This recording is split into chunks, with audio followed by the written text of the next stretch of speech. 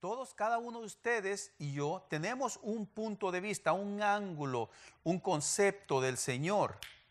Ya puede ser por lo que hemos experimentado con Él, por lo que Él ha hecho por nosotros, ya sea por la salvación, ya sea muchos lo ven como un protector, muchos lo ven como un simple maestro, y otras veces mucha gente lo ve como una persona llena de gracia y de perdón.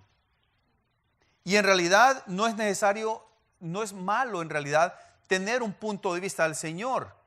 Pero hay un problema. Cuando nosotros no tenemos un concepto equilibrado, centrado del Señor Jesucristo, puede ser algo que no es saludable para nosotros. Tener una visión desequilibrada no es algo bueno para nosotros, pero lo saludable, lo correcto para cada cristiano es tener este punto de vista del Señor. Que Él sea el centro de nuestras vidas, que Él sea todo en nosotros. Ese es el punto de vista saludable que debe tener cada uno. Vamos a ponerlo, a hacerlo desde un punto de vista de un niño, de un infante.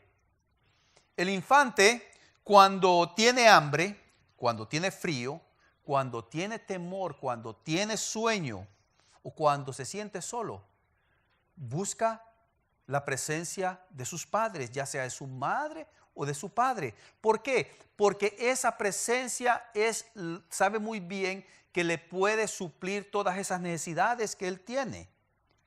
Ya sea que esté con hambre, el niño o la niña infante va a decirle: mamá, tengo hambre. Si está solo: mamá, me siento solo, me siento sola. Tengo sueño. Y muchas veces no dicen ni siquiera tengo sueño, simplemente se duermen. Porque saben que el padre o la madre van a estar ahí para acobijarlos, para protegerlos. Así mismo debe de ser el concepto de nosotros con el Señor Jesús. Fíjense que la iglesia del primer siglo, la primera iglesia, estaba experimentando algo similar. Tenían un punto de vista del Señor Jesucristo. Ellos habían escuchado los mensajes que presentaban todos los apóstoles, esta nueva doctrina que daba oportunidad de salvación sin necesidad de irse por medio de las obras.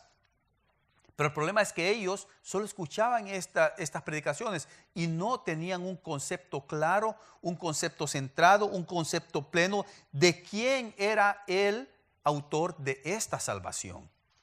Esa era la situación que estaban pasando. Tenían eso. Por esa razón es que la iglesia en Roma, estos cristianos, buscan a Marcos y le dicen: Marcos, queremos conocer quién es Jesús. Queremos conocer más a fondo el autor de nuestra salvación. Y esa es la razón por la cual Marcos escribe el relato del evangelio que lleva su nombre, el evangelio de Marcos. Marcos en este evangelio proyecta una imagen sólida y completa de lo que es el Señor Jesucristo. Todos los escritores de los demás evangelios hacen o proyectan un punto de vista. Por ejemplo, Mateo proyecta a Jesucristo como el rey judío. Juan lo proyecta como el Hijo de Dios. Pero Marcos es el único que proyecta al Señor desde una forma completa. Marcos es el menos también importante de todos para ciertas personas. ¿Por qué? Dicen el evangelio de Marcos, pues solo son 16 capítulos, es el más corto, no da tal vez una explicación o explica lo que es el nacimiento del Señor Jesucristo. No se va muy directamente a lo que es su sacrificio en la cruz, sino que da ciertas cosas que no nos interesa en cierto modo, dicen. Pero en el evangelio de Marcos hay dos temas importantísimos para nosotros, para toda la iglesia. Estos dos temas son estos: Jesús y el discipulado. ¿Quién es Jesús? ¿Y qué significa seguirlo? Y estos dos temas van a ser la idea central, el punto central, la médula de esta serie que vamos a estar viendo en estas semanas.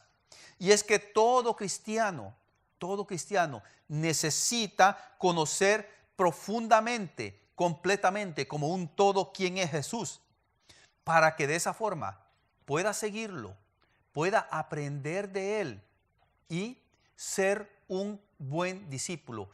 Un discípulo que pueda capacitarse, y no solamente él, sino capacitar a los demás. Déjeme ponerlo de una forma, de una proyección mundana. Me imagino o espero de que la mayoría de ustedes sepa quién es Lionel Messi. Hay millones de personas que lo conocen. Muchas personas cada fin de semana, una vez a la semana, les gusta, se deleitan ver la habilidad que él tiene con el balón. Es un jugador de fútbol, para los que no saben, y juega en el Club Barcelona de España.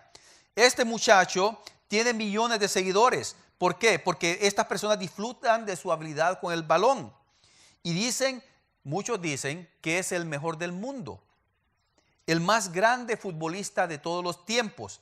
Pero dentro de estos millones que les gusta cómo él juega, hay un grupo también que no solamente se conforman con disfrutar una vez a la semana de sus partidos, sino que se hacen miembros de clubs de fans por todas las redes sociales para seguirlo. ¿Por qué? Quieren conocer más de él, quieren saber sobre su vida privada, quieren saber qué clase de comida le gusta, qué ropa utiliza, qué zapatos, cuáles son sus preferencias, qué hace con su tiempo libre.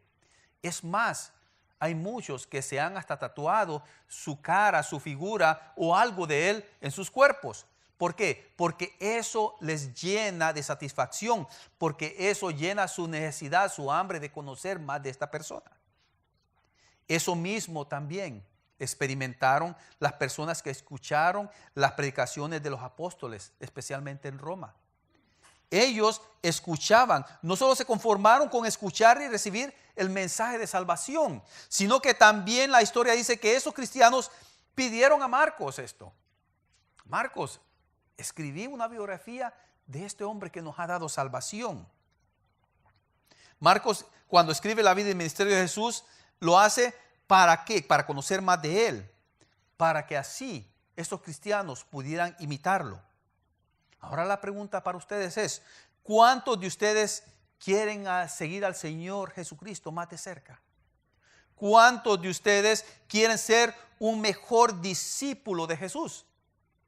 Yo espero que todos ustedes. Ese es mi deseo. Esa es la razón también por la cual Marcos escribió este evangelio. Esa es su razón principal. Pero algo llamativo acerca de este evangelio de Marcos es que él hace énfasis en el título favorito que Jesús utilizó para él mismo. En este evangelio, Marcos proyecta algo peculiar, de que el Señor Jesucristo a él mismo se llama el Hijo del Hombre. Él usa este título. ¿Y por qué lo usa? Y vamos a ver en las próximas semanas cómo Jesús proyecta por medio de este nombre o este título su esencia divina, pero también su esencia humana. Cómo el Señor en forma grandiosa y poderosa, por medio de su vida como ser humano, nos enseña a nosotros y a sus discípulos lo que significa seguir al Hijo del Hombre.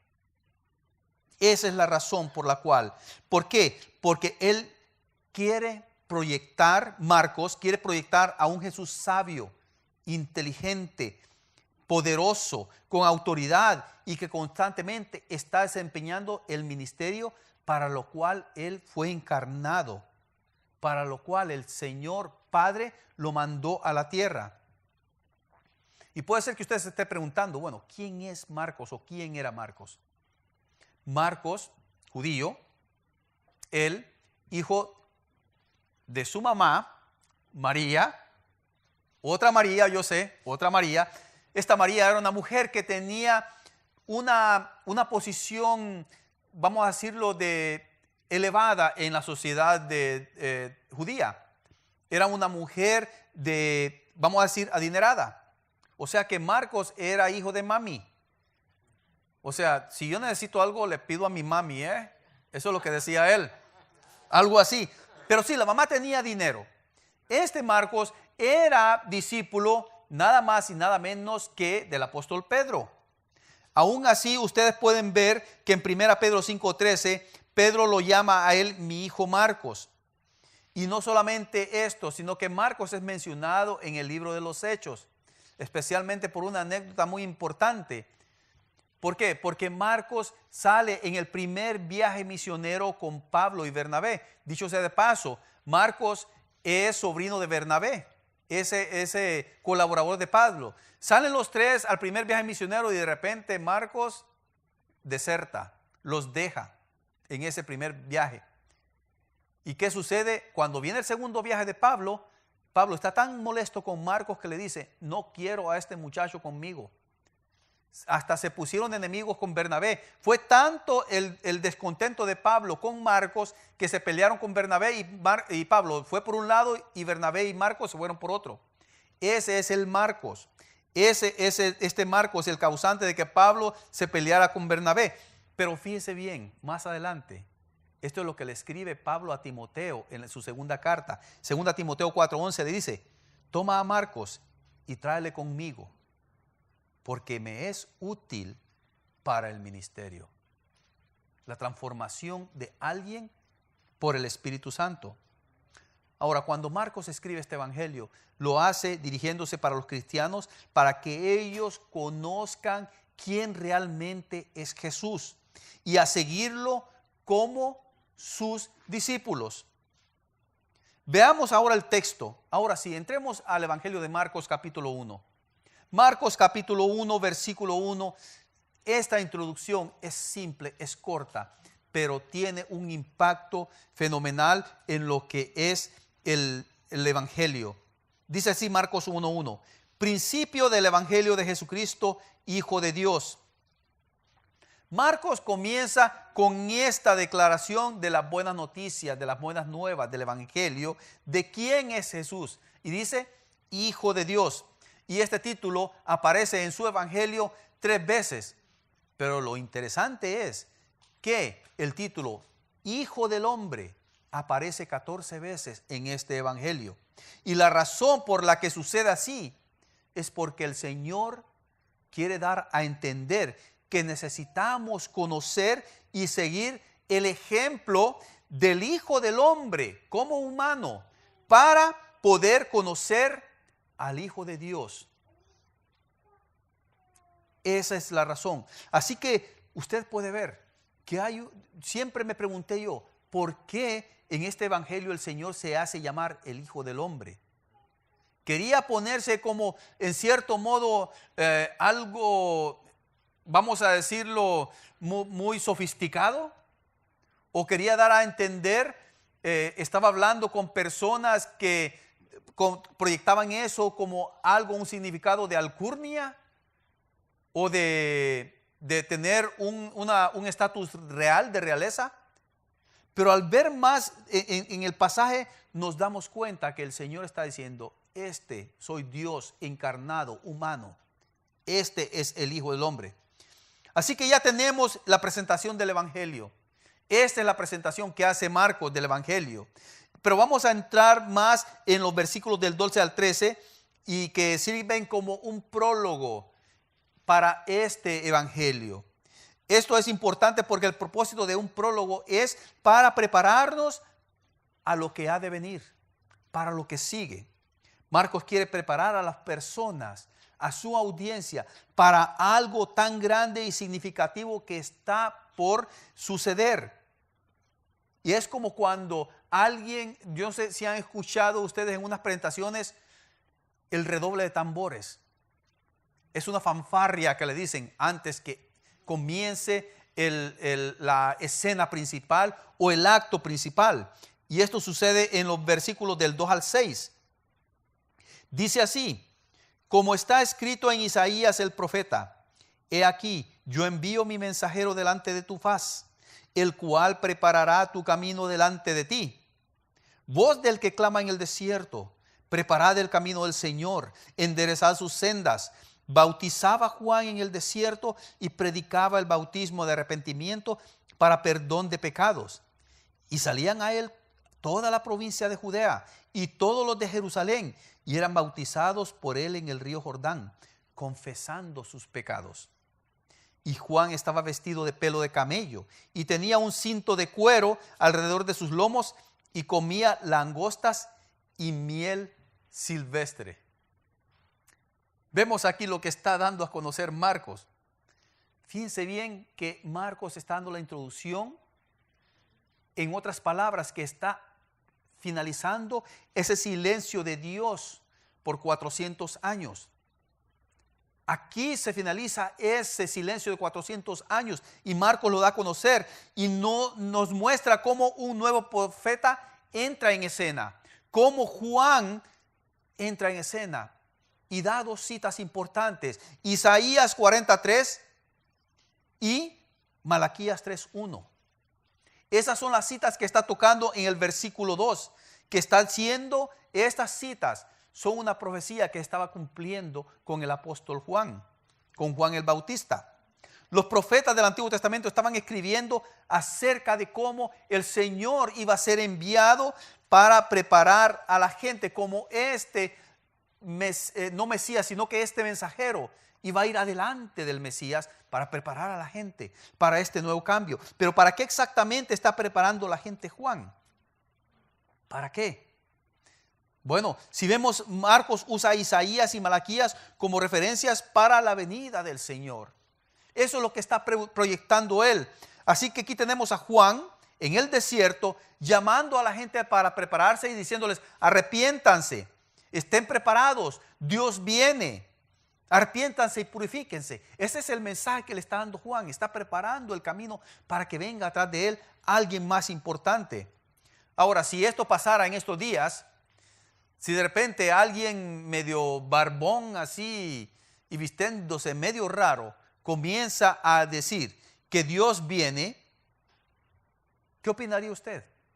Es muy probable que lo ignorara. Y yo he visto muchas personas que se ponen en las esquinas y comienzan a predicar y a gritar: el fin del mundo se acerca, y tienen muchas pancartas de versículos de la Biblia. Y uno pasa y llama la atención, pero hay otras personas que simplemente pasan y los ignoran y no escuchan el pasaje o el mensaje que esta persona está haciendo. Pero Juan, la diferencia con Juan es que era el verdadero profeta que traía el mensaje del Señor. Y había muchas personas, sino que miles de personas. Dice que toda la provincia de Judea y también Jerusalén iban con él y se eran bautizados.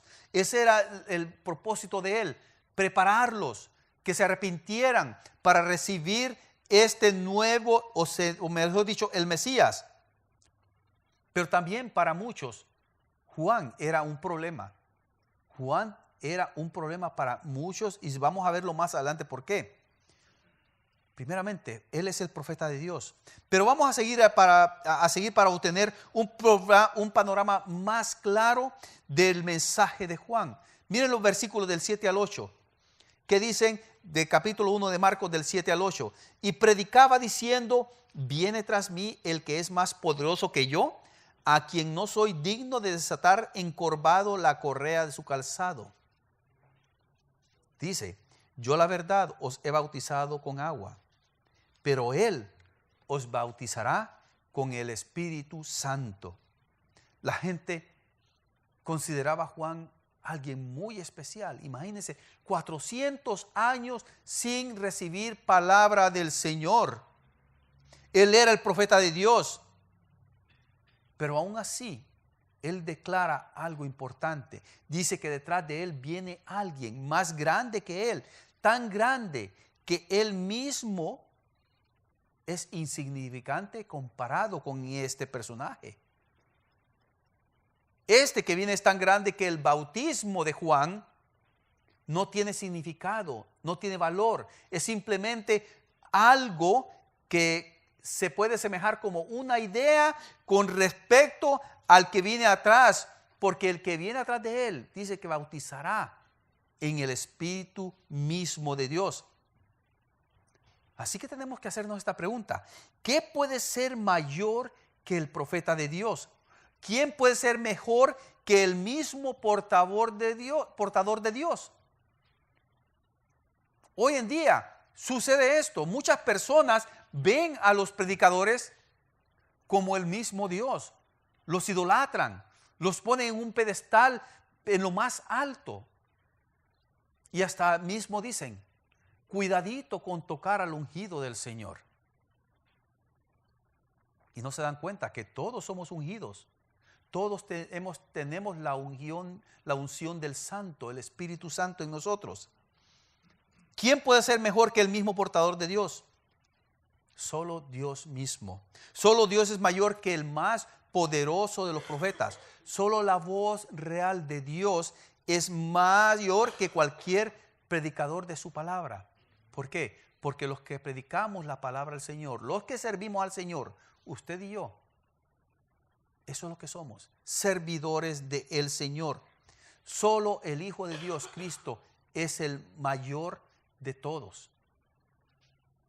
El papel de Juan era preparar el pueblo de Dios, alertarlos a que dejaran su vida de pecado y que se preparasen para enfrentar la grandeza de aquel que ha sido enviado por Dios mismo.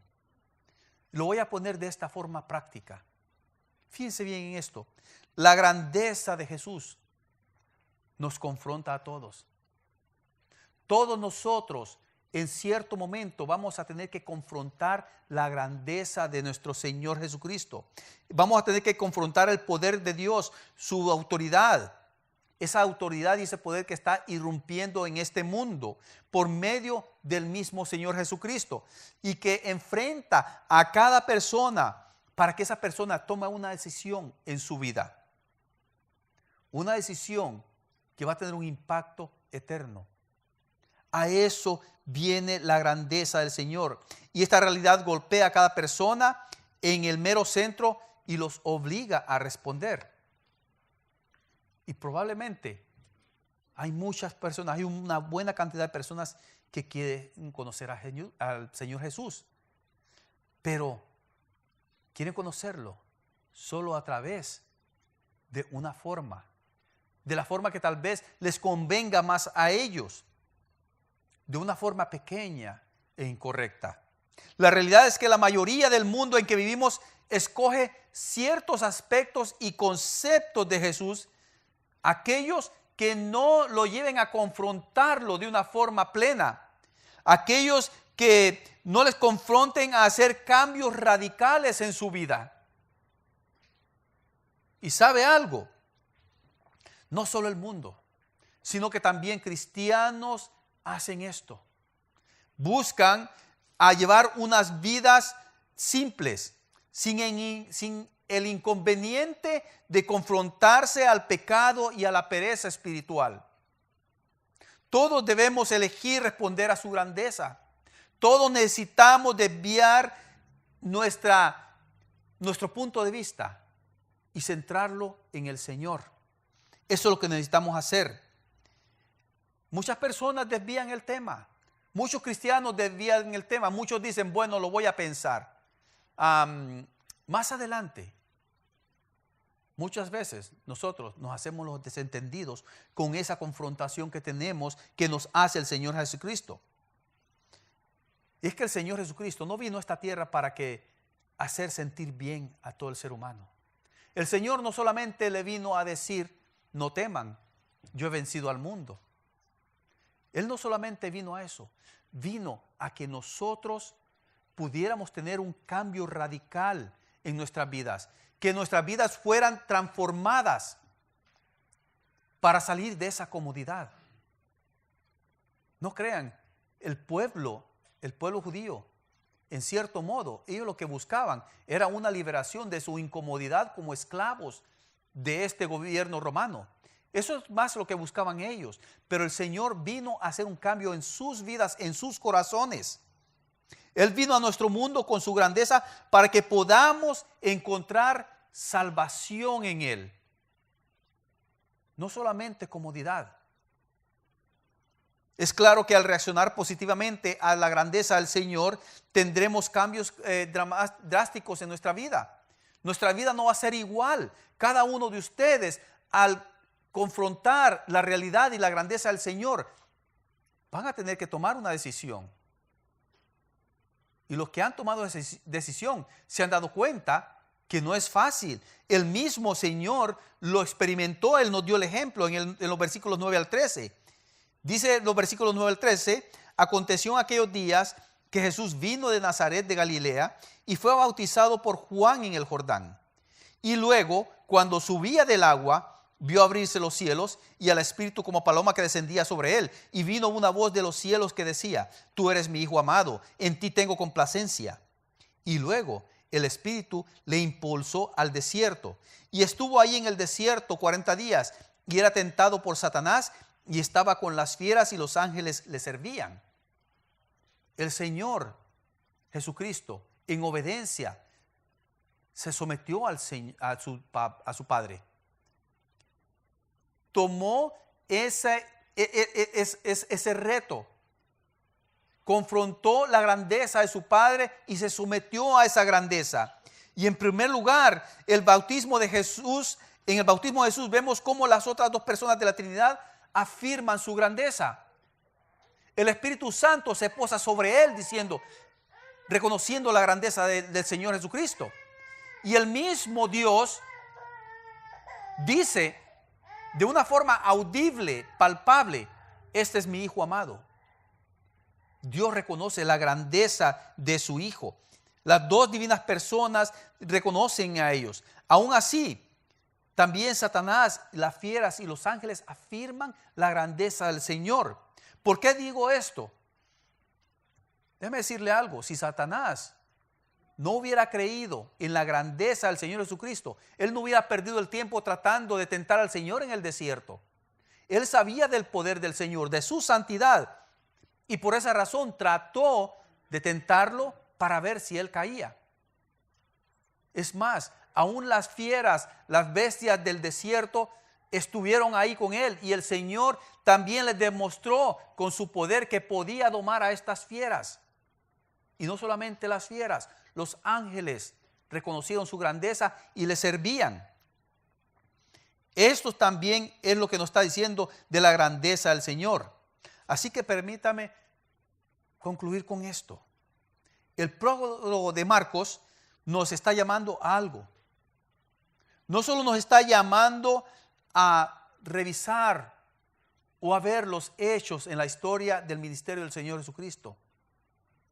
Este pasaje nos está haciendo la pregunta, una pregunta que debemos responder todos.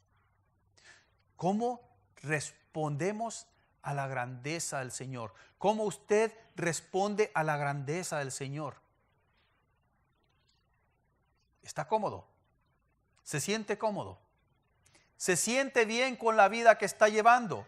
¿Cree usted que está haciendo lo correcto todavía? Si usted no lo ha hecho, hoy tiene esta oportunidad. Puede comenzar. Si usted no le ha entregado su vida al Señor Jesucristo, este es el momento que lo puede hacer. Y eso solamente es el comienzo. Lo siguiente es conocerle profundamente. No solamente se queda en recibir la salvación que el Señor nos ha dado. No solamente es eso, ese es solamente el principio. El siguiente paso es conocerle a Él de una forma profunda, porque esa es la grandeza del Señor. Se trata también de dejar que Jesús dé forma a su vida, haga su corazón nuevo. Así como el alfarero cuando está haciendo el vaso, muchas veces ese vaso se deforma y Él lo deshace y comienza de nuevo. Eso es lo que hace el Señor Jesucristo cuando Él es el todo en su vida del cristiano.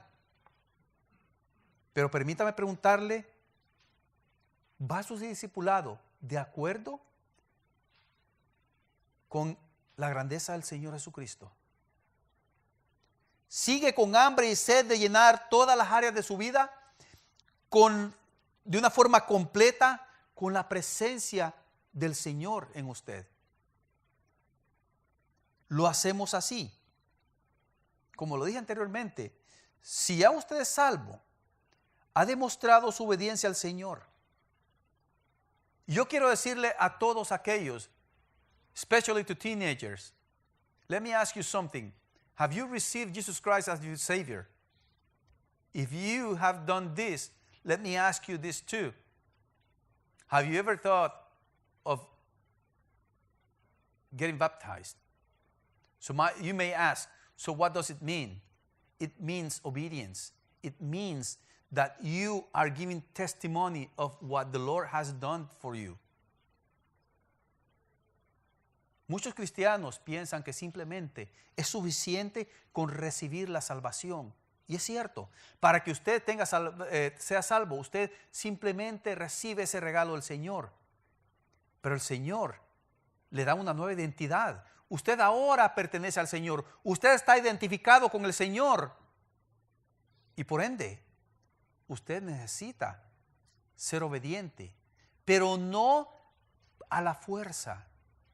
Es por gratitud, por amor. Y la obediencia es algo en lo cual Dios se complace. Por eso el Espíritu Santo bajó del cielo sobre el Señor Jesucristo, por su obediencia. Por eso el mismo Dios dijo, este es mi Hijo amado. La obediencia complace a Dios. Y aquella persona que recibe al Señor Jesucristo da ese paso de testimonio, de obediencia en el bautismo para decir, yo he recibido de mi Señor el regalo más preciado que puede recibir cualquier ser humano, salvación. Yo quiero dar el testimonio de lo que ha sucedido en mi vida. Lo ha hecho. Le es útil también, si usted lo ha hecho, le es útil ahora al Señor en su servicio. Y muchas veces pensamos que simplemente es llevar una vida sin pecado, una vida moral limpia. Pero no solamente se queda en eso. Cuando el joven rico se presentó ante el Señor Jesucristo y le dijo, Señor, ¿qué debo de hacer para ganar la vida eterna? Bueno, sigue la ley y los profetas, le dice el Señor. Y le dice el joven, todo eso lo he hecho desde mi juventud, soy bueno. Oh, le dice el Señor, qué bueno. Vende todo lo que tienes, dalo a los pobres y sígueme. ¿Sabe qué hizo él? Se fue triste. ¿Por qué? Porque no quería confrontar al Señor Jesucristo de una forma plena en su vida. Sabía que al hacer eso, ahí de verdad iba a tener que sacrificar algo de sí. Y muchas veces nosotros como cristianos no lo hacemos así. Preferimos darle nuestras obras, preferimos darle lo que nos sobra de tiempo, preferimos darle lo que nos sobra en nuestra economía, preferimos darle lo que nos sobra de vida. Pensamos más adelante. O cuando tenga tiempo voy a estudiar su palabra. Bueno, ahorita estoy muy ocupado para orar, tengo muchas responsabilidades. Hermanos, el Señor nos confronta a hacer de Él el todo en nuestras vidas. ¿Para qué? Para profundizar en Él y compartir su palabra, compartir esa salvación que Él nos ha dado. Él no vino a modificar algunas cosas, Él vino a modificar toda nuestra vida. Por lo tanto, ¿responde usted a esa grandeza de nuestro Señor Jesucristo? ¿Cómo responde? Déjeme decirle esto. Claro que usted puede responder. Claro que sí. No hay necesidad que usted diga después, ahorita no puedo. Es ahora. El Señor nos dice, hoy se puede hacer en todos los aspectos de su vida. A eso nos ha llamado. Ahora estamos en una época donde todo el mundo responde, pero responde de una forma negativa o de una forma positiva. A eso nos ha llamado el Señor. Ese es lo que el Evangelio de Marcos nos está proyectando.